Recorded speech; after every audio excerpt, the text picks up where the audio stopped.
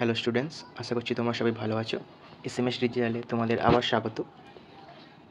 Season চেঞ্জের সময় আস্তে আস্তে শীত পড়ছে এবং গরম আস্তে আস্তে কমছে। তো দেখা যায় যে এই সময় অনেকের সর্দি কাশি এবং বিভিন্ন ব্যাকটেরিয়াল ইনফেকশন হয় এবং তার জন্য আমরা বিভিন্ন প্রকার অ্যান্টিবায়োটিক্স খেয়ে থাকি। এবার এলো কীভাবে ব্যাকটেরিয়া সেলগুলোকে ধ্বংস করে এবং আমাদের সেলগুলো তার দ্বারা কোনো ক্ষতিগ্রস্ত হয় না, সাধারণত ক্ষতিগ্রস্ত হয় না। তো সেইটা আমরা আজকে দেখব রাইবোসোমের পার্সপেক্টিভে। রাইবোসোম সম্পর্কে জানতে গেলে আমাদের প্রথমে জানতে হবে যে রাইবোসোম কয় প্রকার। মেনলি রাইবোসোম হচ্ছে দু প্রকার, 70S এবং 80S।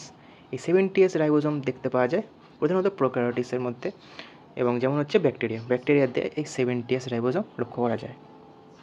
এবং আরও দুটো জায়গায় এই 70S রাইবোসোম লক্ষ্য করা যায়। কোথায় লক্ষ্য করা যায় সেটা তোমরা কমেন্টে জানাও, ওকে। এবং আরেক প্রকার রাইবোসোম হচ্ছে 80S।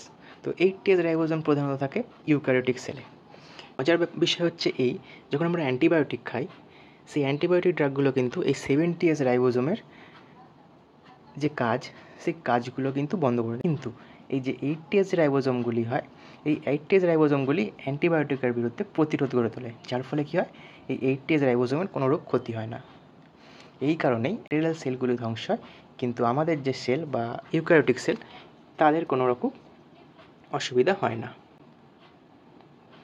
এরকমই আরও তথ্য পেতে চাইলে এসএমএস চ্যানেলকে ফলো করো এবং ইউটিউবে গিয়ে আমাদের চ্যানেল সাবস্ক্রাইব করো।